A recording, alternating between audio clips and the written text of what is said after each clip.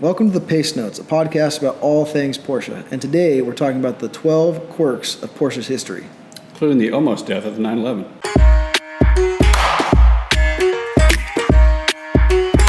Welcome to the Pacenotes, a podcast about all things Porsche. I'm Matt, and this is Greg.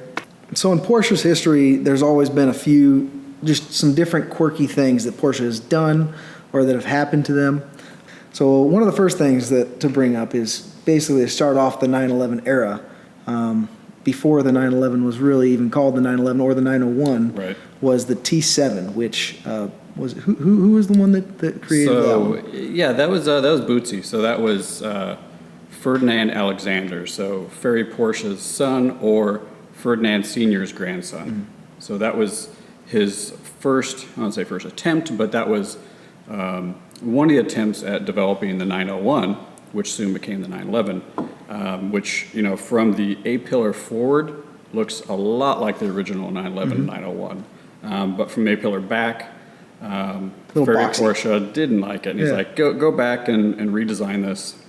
And then shortly after, he penciled up and it became the 901 that we know of. And so that was, I think he was doing that in, what was it? The late 90s, 59, something like that.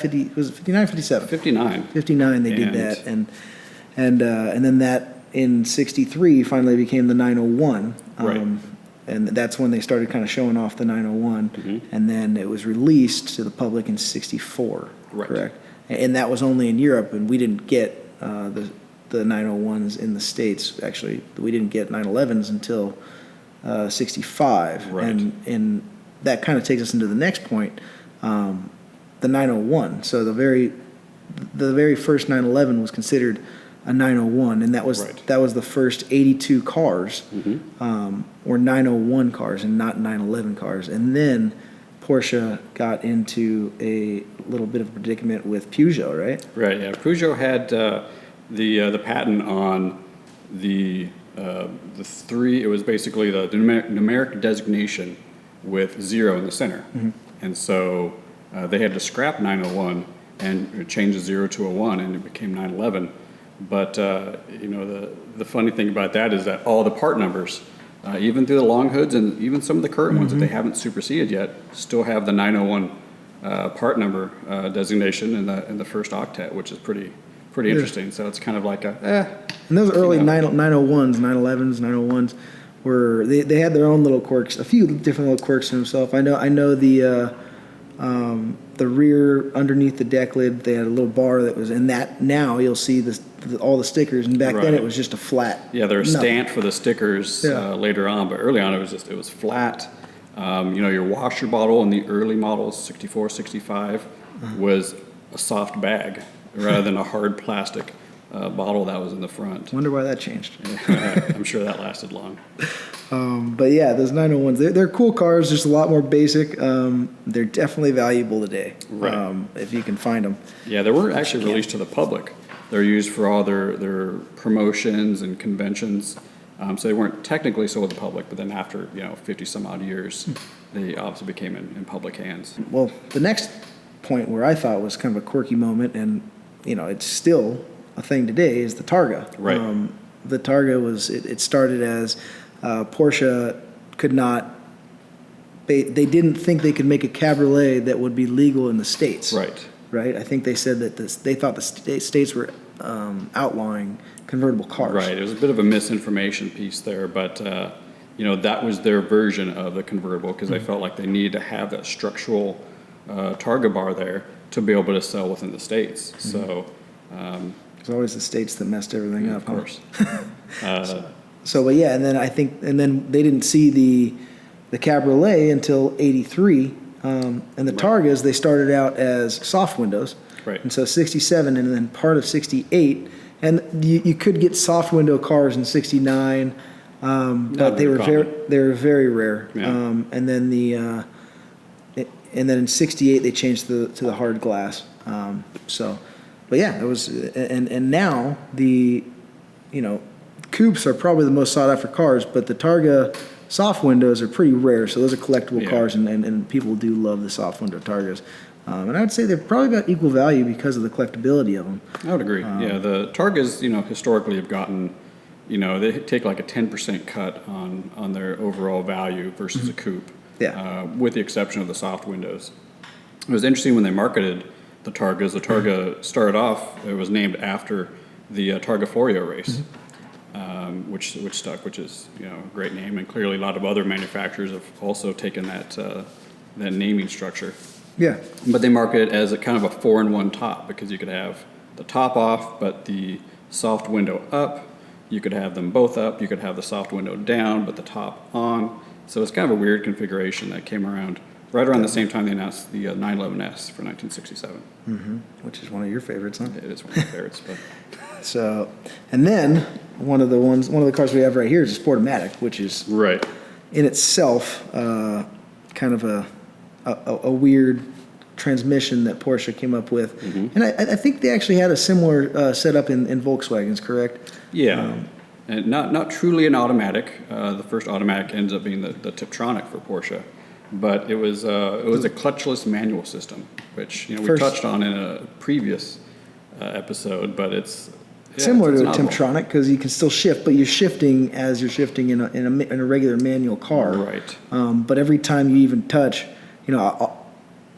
they're kind of funny cars. The first one I drove, I was always putting my hand on the shifter just to rest it there, and the car would just go into neutral and just automatically rev go up. into neutral. So it's definitely a weird, awkward thing. It's kind of fun once you get used to it, though. Yeah.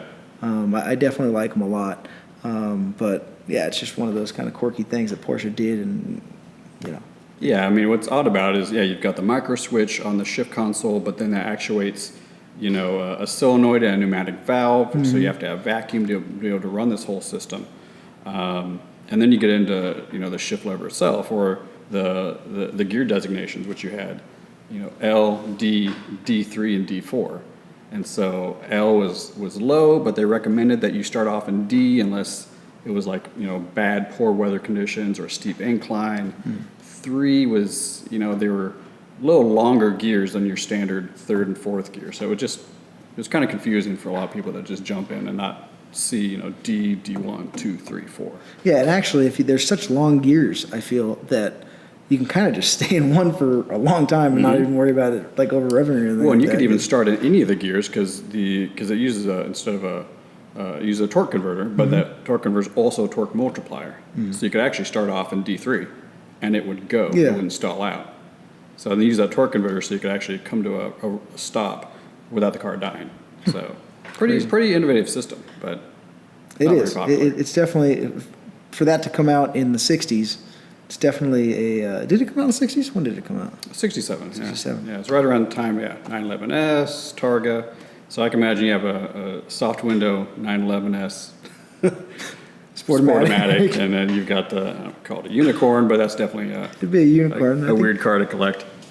Yeah, that'd definitely be rare. I think it'd be a collector. So going on to the next topic, what? So the next kind of piece, when I think of Porsche's history, was when they started to outgrow their kind of family operation, where everyone in the family was operating Porsche from an executive standpoint.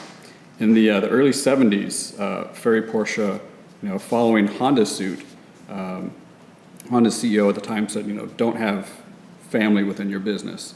And so since they were growing so large, he decided, I'm going to bring in a separate supervisory board, which is going to be family members, but the executive board is going to be outside people, which really, it really bothered a lot of the kids and a lot of people that were helping grow this business. So before that, it wasn't just family, but it was mainly family who was running. Yeah. And what year was this? Early 70s. I can't remember exactly when that happened, but I would say 71, 72. Just throwing numbers out there. Because I know 72 is when Porsche Design Studio, which Bootsy Porsche, or FA, came in. He was the one that designed the 901, 911. He came in and said, you know what, I'm just going to start my own thing. And did Porsche Design, which wasn't really car related. Yep. It was, high-end furniture, luxury watches, just a lot of stuff, which I've had the chance to go to Europe and Austria specifically where their studio's at. And, they did all sorts of designed for, they did a BlackBerry, a Porsche BlackBerry. Well, you hear that Porsche is an engineering company first, you know, Right. so that's not, they're the only thing it's not the only thing they do is make cars. Right. Yeah, they loan themselves out to a lot of different manufacturers to help them out in different areas. I know they did a lot of work on recent Corvettes as well. And you mentioned 72 because 72 is another topic they'll talk about in a little bit. But that was an interesting one in Porsche's history as well.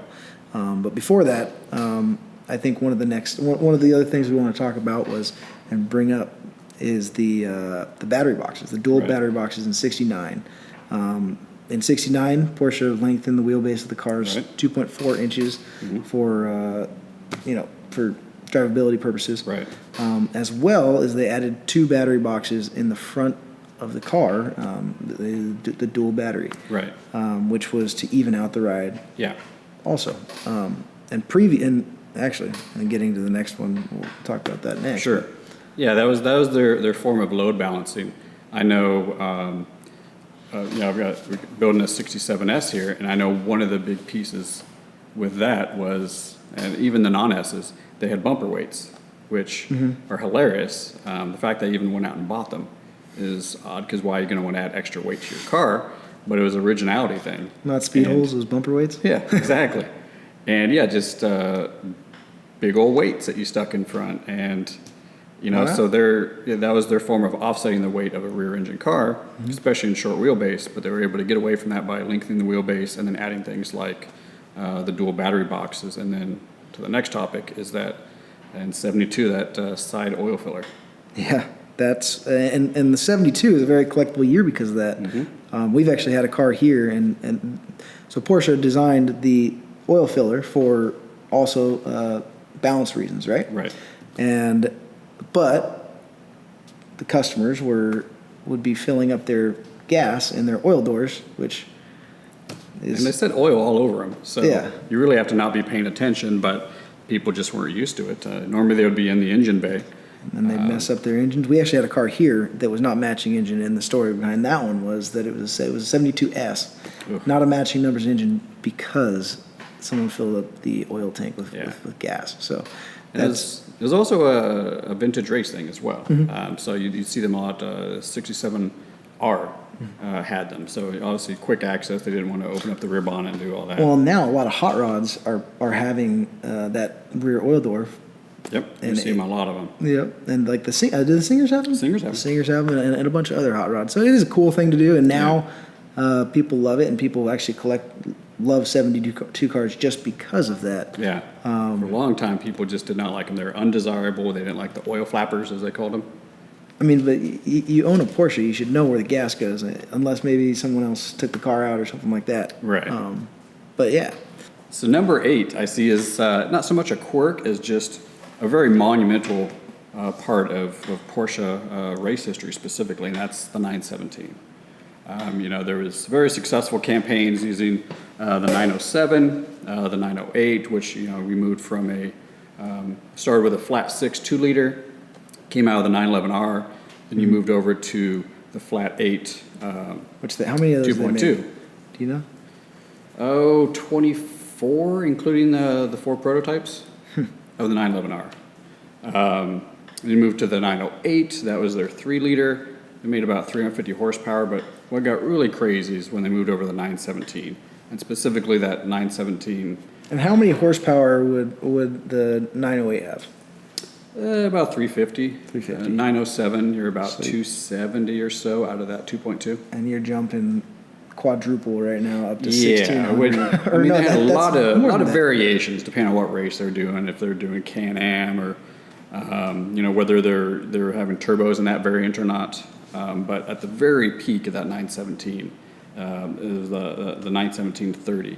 They're putting out 1580 horsepower, which is hilarious because in the 60s, you were having one of our customers came in here and he was saying that people would make fun of him because he had a 2.2 liter and his friend had these American muscle cars and literally like 5 liters and stuff in them. So it wasn't a Porsche thing to have 1600. No, they've never played the horsepower game. They're all about management and weight and maneuverability.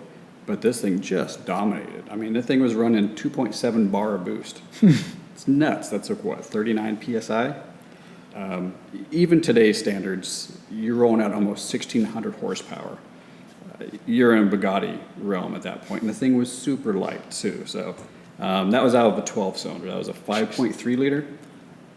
So just nuts. And you got to remember, this is a car from the 70s. So yeah, when you watch these historic races and you go to Rennsport and you watch these things tool around, they're awesome not cars. just puttering. I mean, you can feel that motor. It's nuts. Oh, yeah. Yeah. Well, so number 9, the cookie cutter wheels, which I have never personally liked. Yeah. They are becoming more popular now, though. A lot of people are starting to use them. And that came out, I think, 72, 73. 73, I believe 73Es had them optioned because it was a 6-inch wheel. They're lighter, right? Are they lighter? Or Yeah, are there they... was 6x15s. They were, I would say they're on par with a Fuke, but they're not forged; they're cast. So, some people like to use them for race purposes, but I've seen them shatter versus just a Fuke would just bend and distort. Yeah. So. And those weren't on the 911s for that long. I think 74, 75 maybe, some of the G-bodies. and then they went on to the 944s, Some right? of the 944s, right? Of course, the lower model car, which is Right. water cooled, but Yeah, it was a lot of times. Yeah, you'd get them unless in the early G bodies unless you specified Fuchs, you got the cookie cutter. You'd get the 16-inch variant of it, and that was a wheel by ATS. Again, lightweight wheel. For the cost, it was great. It's just when I associate a wheel to Porsche, it's the Fuchs. yeah, well, I mean, it was on the car for what? How many years? Like 20 something years. These cars have Fuchs on them, so which are beautiful wheels. Yeah. And then moving on next is number 10 is the 1976. Porsche wanted a new base model car, or kind of what would you call it? A recreated base model car. Yeah. So they came out with the Impact Bumper 912E. Yep. What do you think about these? It's a special car. Yeah, I mean, they had just decommissioned the 914. The 924 hadn't been developed yet, so they needed something to be able to get people into the brand before they got to the flagship 911. So why not reboot the 912? The 912 was a popular car even when they stopped selling it. And they put the 914 2-liter in those cars, right? Was it 914 Yep. 2-liter? It was 2-liter, but what they brought in was from the Type 4, which was a 1.7. So not unlike you'd find in the later 914s. The E standing, that was their fuel-injected model, just like you'd see in the 911s. But what made it was very reliable in the stance that, they were galvanized at that point. So it was one of the few 912s, or the only 912 model to be galvanized and would, was a great little commuter. But they put on so much emissions junk on there that the car was just, the motor already was pretty underpowered, underwhelming, but then you threw on all that emissions and smog components, and it was just. And so that was 1976. And in that same year, for the U.S., they had the 76 930 Turbo, which was the first year for the 76 Turbo for the 930 into the States. That car came out in Europe in 1975. Yeah. It's kind of the next quirky thing. And from my understanding, from what I've heard, Porsche wasn't really finished with designing this car. They just had a deadline that they basically just said, okay, we're done. Push it out the door. And it was a non-intercooler turbo. And these cars today are pretty collectible because of Got that. one sitting right there. Yeah. And but yeah, they just didn't. The function wasn't all there. Yeah, I mean, it was the first iteration. It was the first turbo car to make it into the States. So, there's all sorts of coinage with that car being, the Widowmaker, people not knowing how to drive turbos, and wrapping themselves around trees because they're boosting on a corner. Well, and that even happened after the intercooler in 78. They came out with the intercooler finally. And actually, one of the stories of someone wrapping themselves around a tree was from here in San Diego. Yeah. Both of our guys actually knew one of our guys had worked on this car before. Yeah. And basically, the owner let his assistant drive the car and didn't really know how. Yeah. And basically ended up boosting into a tree, or I don't know, but yeah, that was in San Diego, and that was one of the last times of that happening. And then the U.S. basically said, no, we're not going to have these cars. Or no, I don't even think the U.S. outlawed them. Porsche, because of all the bad press that Stopped importing. Porsche was getting from them, Porsche stopped importing those until 1986. Right, and that's where you got all your gray market turbos. Mm-hmm. Yep, which are great. Yeah, they're fun. But I mean, yeah, having today, you wouldn't even think of having a turbo or turbos without an intercooler in some form. I mean, this things just boil up. And we've got 276s and a 77 that, you get to a stoplight, or, you're stopped in traffic and it's hot. It's already air-cooled, so you're worried about that. But then, those turbo, yeah. Which is why we're doing the air-to-water cooled on the 79 Hot Rod, which will be pretty cool. Yeah, it'll be exciting. And number 12, drumroll, is the death of the 911, or proposed death. So you've got, in the early 70s, CEO Ernst Furman thought that the 911 was getting a little long in the tooth. So I guess things kind of outlived its life. We need to replace this with a front-engine car. Sounds like an idea. The sales of the 911s were declining, so hey, this seems like a great idea. So the 928 began its development, and came out in, 78?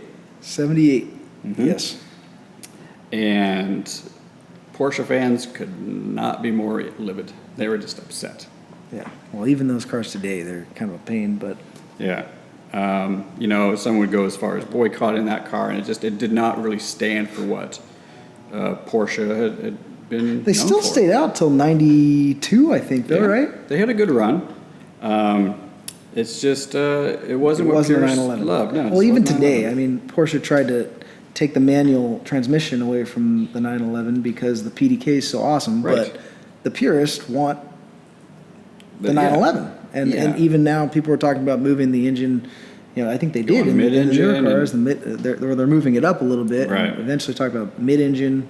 They're talking about they've made all the cars turbo. We know a lot of purists were upset about that. Right, So except for your GT variants. It's that balance, especially when you're selling a consumer product, where you're going between what is the most efficient and most effective, because you're trying to win races, and what's making the best lap times, and then what the consumer actually wants to drive. And I've experienced both. I've had both. PDK, snappy, fast. but how fast can you really go on the street? We're talking, we're talking, And can they tenths of a even- yeah. second. And now, granted, PDK is definitely going It's to awesome. shit faster It's than me. it's But great. again, we're kind of derailing ourselves from the story. But yeah, it was on the same par. The 911 sales were still strong, and they're so strong that eventually the 928 just kind of petered off. Which they were trying to anticipate it. You got to give them some credit for that. But at Sure. the same time, they tried to kill the 911. So And we did not like them for that. the way that story goes is during one of the board meetings, the individual that was in charge of engineering and design basically walked up to a chart with a black pen, and there's the timeline of when the 911 was ending and all the other models were coming out, and he just extended the timeline off the chart and said, So far, "This is what we're doing," and it's been great. I can't imagine. he's correct to now. I can't imagine not having the 911 in our lives. So yeah, and that It wraps up our weirdest moments and quirks in Porsche history. So if you guys know of any others that we might have missed, feel free, drop them in the comments below. Subscribe. So thanks for watching the Pacenotes, a podcast about all things Porsche.